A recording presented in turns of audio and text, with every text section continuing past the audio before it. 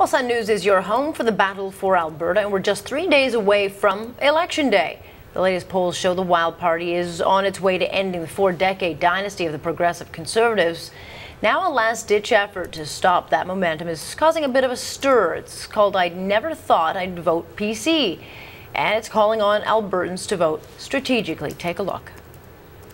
But you guys, I'm scared. I'm terrified. About the Wildrose Party. I don't want to paint them all the same and all, because I'm not like that, but some other candidates... Uber conservative. Homophobic. BFFs with Stephen Harper. Would you vote for that? Danielle Smith thinks the Flintstones is historically accurate. Which it isn't. Sure, their healthcare plan sounds totally good. And their balancing of the budget? Top-notch idea. But how the f are they gonna do it, yo? I don't know. I don't know. I don't know. All right, joining me now live from Edmonton is the Edmonton Sun columnist, Lorne Gunter. Good morning, Lorne. Good morning. Let's talk a little bit about this pop-up video that we've seen. It's not the first. In the last week, we've seen quite a bit of rhetoric, angry rhetoric, aimed right at the Wildrose Party. Absolutely. You know, we've had the unions have been doing robocalling all across the province. More than 1.5 million homes have received calls suggesting that if Wildrose gets in, healthcare is toast as we know it. I mean, there's been an awful lot of attempts. There was a principal at a school just outside Calgary who used the school's newsletter to recommend to parents that they vote Conservative and not Wildrose. It's you can see the empire starting to crumble, and the people who've survived, who've benefited from the empire, are beginning to get a little bit nervous. I mean, this is all part of an election, but honestly, with just days to go, it seems to be torquing up slightly now. I mean, will it be effective?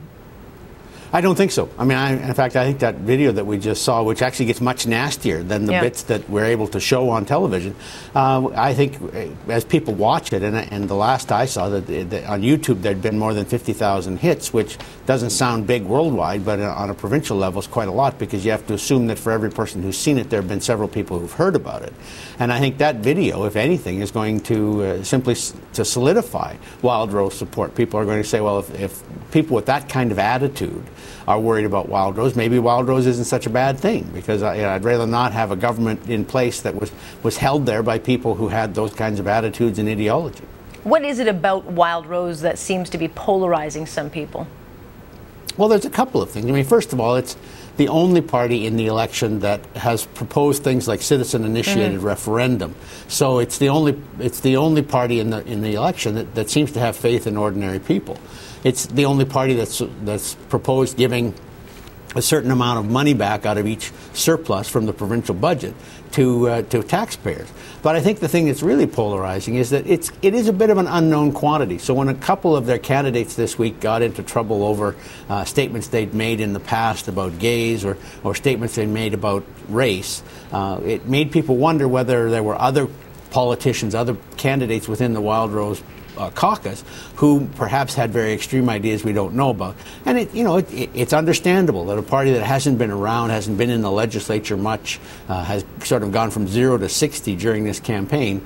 It's understandable that would cause some concern. But I think that as these attacks escalate over the next few days, that's simply confirming in people's minds that Wildrose is real. It's not a threat. It's just a party that threatens to bring down the PCs. Yeah, the polling numbers have been strong for Wildrose since day one and beyond, clearly showing that there is anger in Alberta. They want change. Yes, absolutely. And then the latest poll was brought out yesterday by CTV, which confirms what the other three major polls, including Abacus data for Sun News, has shown. And that's about a 10 to 13% gap between the Conservatives in second place and Wildrose in first place. That gap tends to be tightening a bit this week. Because it looks as though New Democrats and Liberals in Calgary are rushing away from their own parties towards the Conservatives to try and forestall a Wildrose victory. But there just aren't enough Liberals and New Democrats in Calgary to move the numbers enough to save the Conservatives. If you were advising Alison Redford, what would you have told her to do as far as turning around these numbers? I mean, how could she have run this campaign more effectively? Well, I think the big thing, I think the die was cast before the writs were dropped. I think before the election began, it was already clear that the Conservatives were not going to win, because she had, in the 6 months she was Premier before the election began, she had moved her party very far to the left. You know, she has a lot of very nanny state ideas about personal behavior. She thinks the government should be able to tell you all sorts of things to do in your personal life. She brought in the largest spending budget in Alberta history. We now spend almost $11,000 per person, per man, woman, and child in the province. The next highest provincial government is Ontario at about $9,000. So, you know, I don't think there's anything she could have done differently in this campaign, because she'd already pushed her party over the edge in the leftward way, and that just alienated too many Albertans.